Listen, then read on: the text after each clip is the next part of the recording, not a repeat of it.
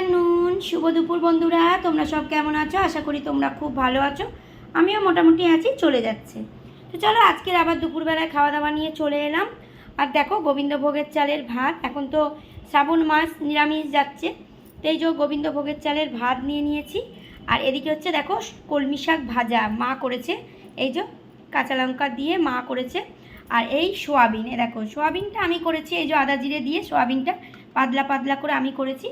আর তার সাথে হচ্ছে শশা নিয়ে নিয়েছি। আর এই যে গন্ধরাজ লেবু ফেভারিট আমার, তোমরা তো জানোই।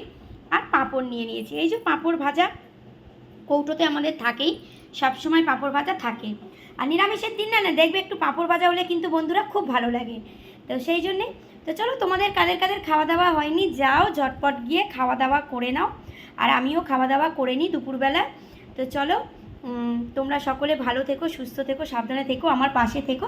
আমিও কিন্তু সবার পাশে আছি, কেমন? চলো আমরা একসঙ্গে হাত ধরে এগিয়ে যাই।